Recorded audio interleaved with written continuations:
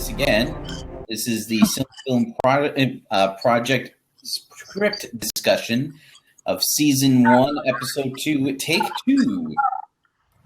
Welcome. Let's try this again. Let us do.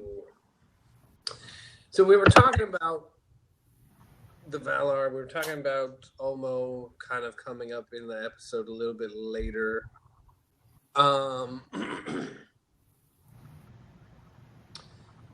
Did we want to show the Valar going down into Arda and specifically mention the fact that Melkor didn't go with everybody else? Would that happen at the... Oh, that wouldn't happen at the end of the music, would it? No. How are we ending the music? He says Aya, right? And that's what A of B. Let these things be. That's it. Right. Yeah. Right, so no one has gone down in yet. Okay. So At the end of the music, right. Okay. I mean, we can gloss a lot of that sort of voiceover-ish, I think. I know that there's, for some reason, a big... I don't know. If you overuse voiceover, it's really pathetic. If you've ever seen the movie version of Tuck Everlasting, their narrator reads chunks of the book on screen, and it's terrible. I mean, the movie in general is terrible. It's a Disney kids movie. It happened to be filmed in my hometown, so that's the only reason I've seen it. But it's a pretty scenery, but the movie is terrible. And part of the reason why is because a narrator just tells you stuff all the time. And it's shut up and show us. Right. No, I understand, but I mean... But there's times when it's needed. Right, there's some context here that we kind of need to set, and it doesn't need to be I thought the music of the Einar stuff was going to have way more voiceover, and when we finally got to it, it was like one sentence and not much else. We had to add. I think we were going to put. We put the second sentence a little bit later. We split it up. Yeah. I think. Yeah. But you're right. It's two sentences. To write that sentence. We wrote one sentence that didn't, because we didn't have anything from the book that said what we needed it to say. So, which is exciting. I like writing. But good, you're in the right project. Yeah, exactly. So yeah, I feel like we can maybe kind of, and I don't necessarily want to show I would rather show it sort of camera from Manway's perspective or something, kind of zooming down into Arda rather than showing them actually you know what I mean? Landing. Yeah, rather than showing a whole bunch of lights kind of floating down towards an orb, I'd rather zoom in on the orb. Yeah. No, I like that. And focus on kind of showing because we've never seen Arda from space. I would like to do that. That would be cool. Well, right? And it would be their point of view. Here they are looking in at it. Point too. What's that? That kind of brings up the is Arda flat at this point discussion. Yes. No. It should be flat. It should be flat. No. Oh no. This is a big deal. We haven't discussed it yet. Oh no! Yeah, I don't feel prepared to make that call. But you're right. It should be. It really should be. What I would like to actually do is, kind of be rather than. Well, I mean, there could be a downward angle, but kind of. Are there stars yet? No, not till Varda makes them. Okay, so what I would like to kind of try to go back to the old sort of, and I'm not suggesting that Arda should actually look like a boat, but I would like to go back to the old sort of idea that he had where there's sort of the outer oceans that are which are basically space, right? And totally pitch black, and then kind of we get sort of the suggestion of calm, sort of wavy waters, and that the landmass of Arda kind of begins as a speck. And of course, they have to approach from the west because Of course they do. Everything good comes from the West. Yeah, well, I wouldn't say that exactly, but it's definitely That's definitely Tolkien's idea in this story. after a fashion. I wouldn't put it in quite those words, but yeah. Yeah. So yeah, we're coming at Arda from the left-hand side and panning. You know, as we get closer, we kind of maybe could go up rather than down and get a better sort of look at, you know, what the lay of the land is in Valinor. And we could be like super foreshadowy with it. We could kind of maybe zoom around places that will be important. But I mean, it's kind of featureless, right? So there's nothing really there yet. So it should look fairly primordial, right? Whatever we do. Yeah. What if? I guess is it just flat dirt? Is that it? Is it like completely flat dirt? No, there could be rock formations that have like broken, like earthquake kind of stuff and volcanoes kind of stuff. Like you can do fun things with geology. Volcanoes yet. I don't think we could do volcanoes. I think we could do but chasms. Yeah. What if? Let me ask you this. This just occurred to me, and I'm just going to throw out there real quick. What if we did like a little bit of a shout out to the magician's nephew? Uh-oh. And start out in the dark. Okay. And the Valar who are good, you know, because we talked about how the Valar are all glowy. They start to like come on in places because they don't, you know, they enter reality. They don't come from a place specifically. They enter existence. They enter manifest existence. So instead of watching them like crash like meteors from heaven, you're saying they kind of just like appear on the earth. Yeah, that's kind of what I'm suggesting. All right. Well, the reason I don't like that is because I feel like it very clearly means that Arda is the center of the universe, and I'm not entirely comfortable with that notion. That's not necessarily. You're okay with it being flat. How accurate do we have to be? That's a very personal. Well, I don't know about that because the stars were created to light Arda. The sun is also created. The sun and moon both orbit Arda. It's kind of the center of the universe. This is mostly a question of what period of time are we thinking of when we think about the Silmarillion. Because in the beginning of the Silmarillion, Arda is a boat on an ocean. But by the end of it, you know, he's talking about changing the origins of the sun and the moon because they're not science. He wants it to be more real. Yeah, he wants it more real. But he never was able to do that, and we weren't going to do that. I think that was brought up. Yeah, so if we're not doing the sun and the moon correctly, we don't have to do the round correctly. I mean, in the published Silmarillion, Arda is clearly the center of the universe. Like, and it's clearly flat. Do you want to? Well, do you want to do like a?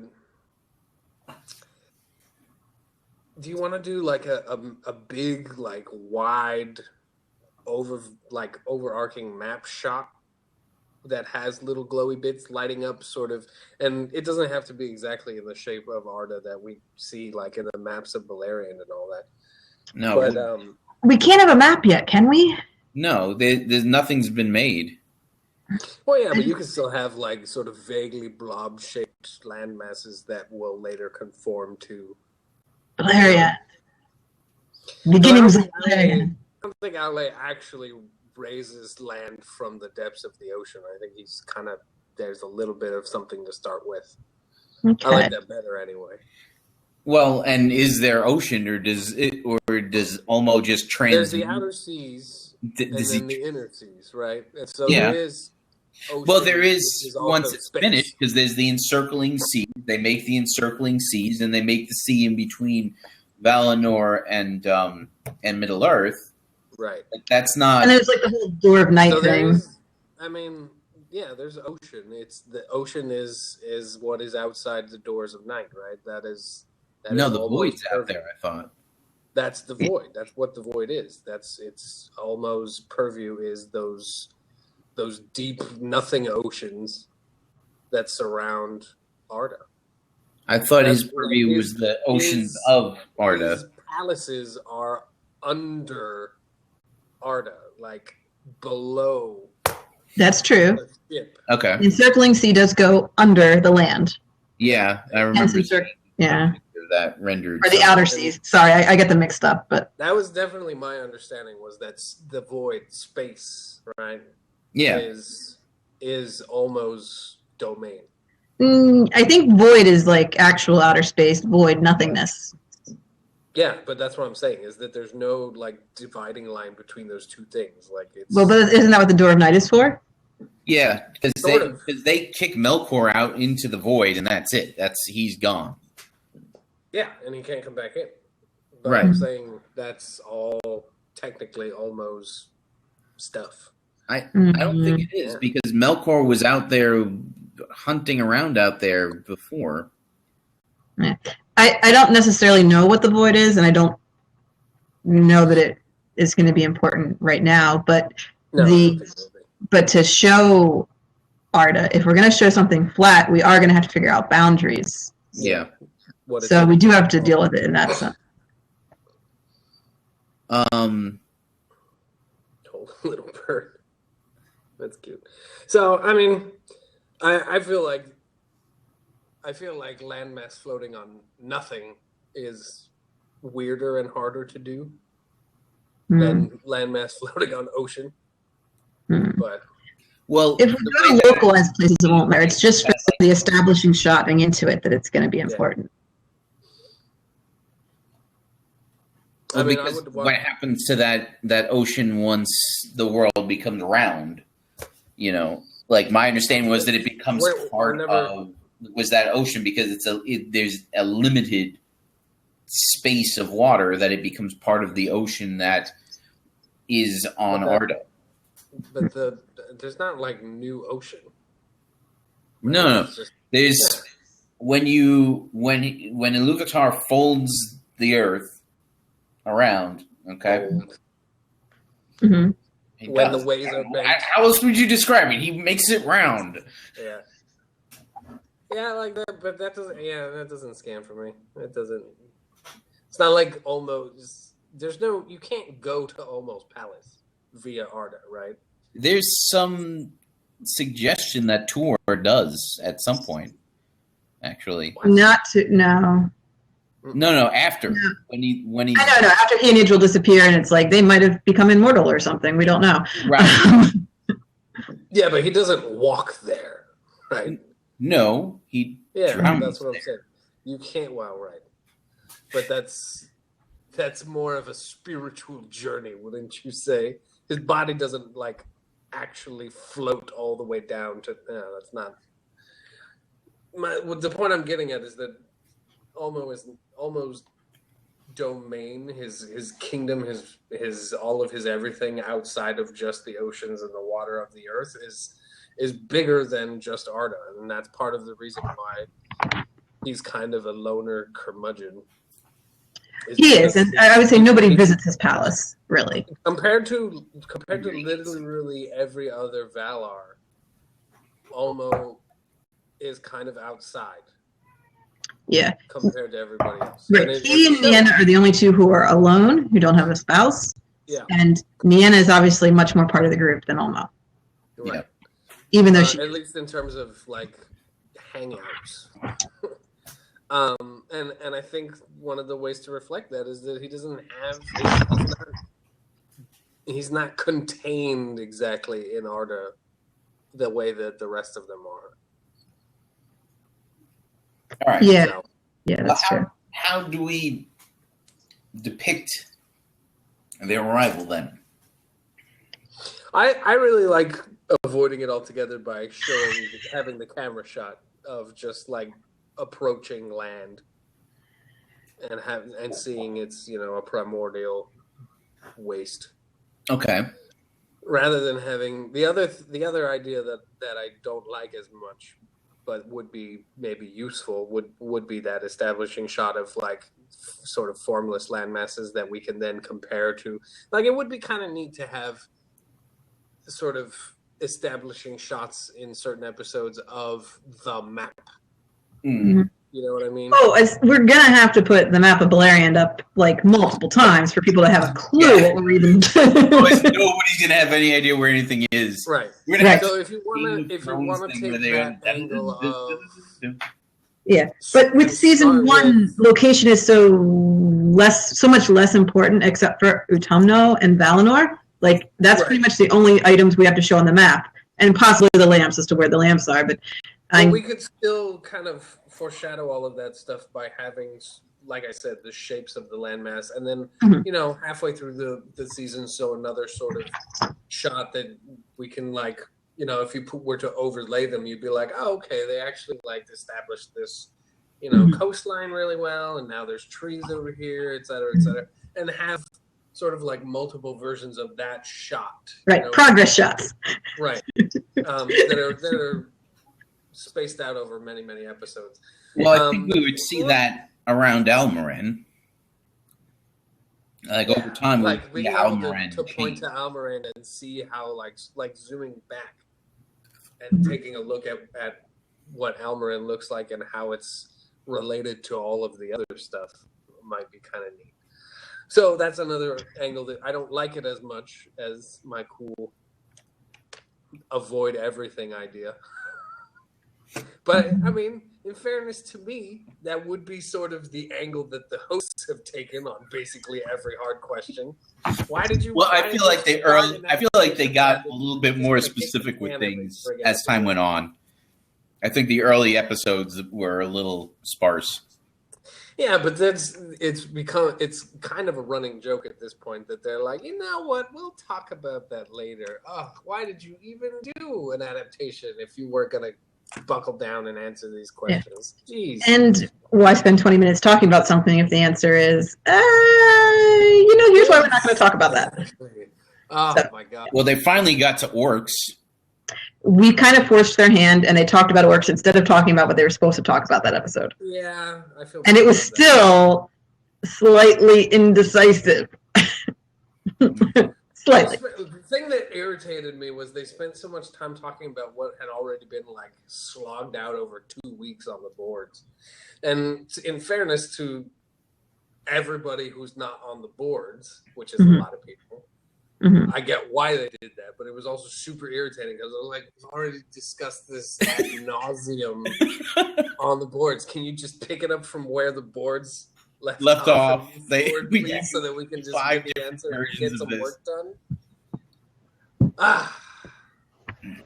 Anyway, yeah, it was here to a little bit over our frustrations with the big three. Well, as much fun as that might be. So we need to make a decision. Speaking of people not making decisions and letting it go. Yeah. I do like because what you're suggesting is kind of like a first person view. Yeah, exactly. And the reason I want to do that is because I can't really imagine a way to not do something hokey. And I think we should avoid hokiness as much as possible. All right. So to focus with that, the main character is Manwë at this point, right? He's our main guy. So if we're going to do something from a viewpoint, it should be from his viewpoint. He's the weird guy. So we should see what he sees when he enters Arda, and he's from the air, so he can do all kinds of sweeping, establishing shots because he's Manwë. That's his deal. And as the shot goes on and we see all this, crazy scenery that's not majestic because whatever, eventually we figure out that it's a point of view. Like at first it's just establishing shots, more establishing shots. And we're like, oh, hey, this is actually someone's point of view. It can... We use that shot to come in and to start out with seeing them starting to build stuff, because you're sweeping through. You see Owlay hammering mountains. Past Owlay. Yeah. Once we realize it's Manway, then you start seeing filling up the pool. You know what I would actually like to see first? Okay. I would like to kind of get a little bit of sort of the really, really dark black water vibe going. And then I would like to have some of the stars start to go on. Mm-hmm. So that we can actually have some light to see by. Okay. And then Manway should find Varda first. Yeah. So that's good. I don't know if find necessarily is the right word. I like just that the Varda is kind of the first thing that we get, which is stars sort of appearing. Okay. Yeah. I'm more meant he sees her work before he sees anyone else's work. Right. I mean, which is good because that. She could be floating over the ocean, I guess. I don't know. We'll shelve that for when the actual script is written.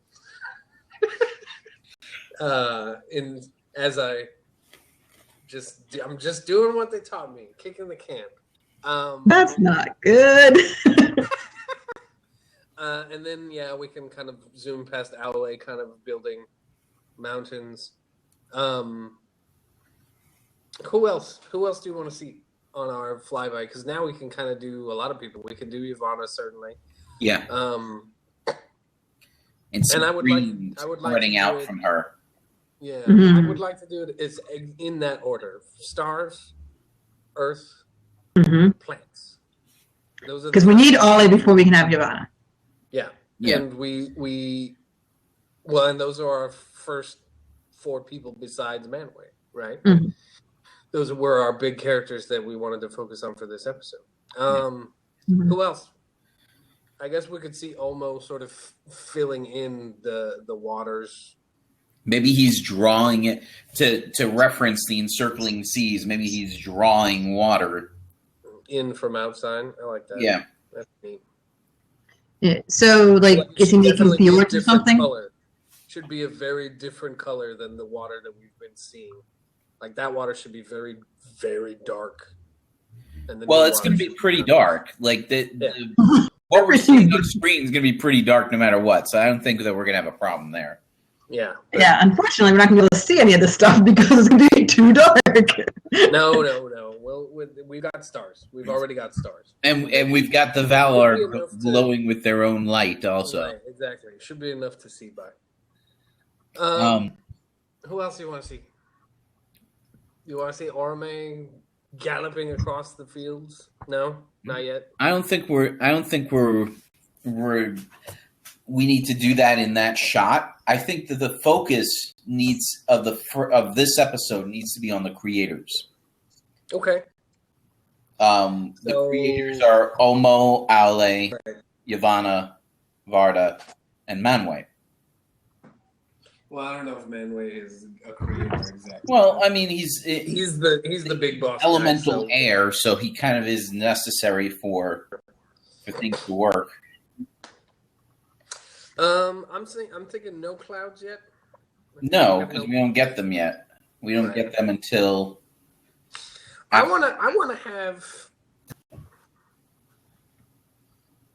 We were going to have sort of the discussion between Olmo and Iluvatar, right, in episode 3? Where episode 4, I think. Episode 4, really? Are you talking about when he said says that, and it brings you closer to Manway, who thou lovest? That one. Thou lovest. Yeah, that takes place after the arrival of Melkor. Okay. But I wanted to have a scene. They talked about maybe putting those words into Melkor's mouth, essentially, and I liked that idea. I wanted to have a scene, though, where basically Olmo and Melkor kind of this is the establishment of their relationship, not having anything to do with one another, where he basically, Melkor kind of plays it off as look, this is way better. Look, this is clearly better. Look at all this cool stuff, and then And almost like, well, yeah, I mean, it is cool. I mean, and well, his response is like, okay, yes, you're right. Never again without my permission. Okay, but the focus, the story, the conflict of this episode is going to be in the fact that the Valar aren't really working together. That. Yeah. So, what do we see? We see. I mean, you could easily see Aule and Ulmo having issues. Having tiffs. Like, clearly, there's going to be a problem there. Right, because their things overlap. Oh, yeah, absolutely. Professor Olsen talked about bringing Ase into it. I don't feel that we're ready to see that many characters yet. We can see him, but it needs we need to establish Ulma before we can introduce Ase. Yeah, absolutely. Do you wanna show sort of lesser spirits kind of floating around the big ones? Yeah, no, I think we should see them working with their prospective Valar, right. But we're not going to learn their names yet. Yeah. Yeah. As far as the audience is concerned, they're nobody until we introduce them, and all of a sudden there's somebody. Do they have bodies yet, or are we still working with the glowy? I think we're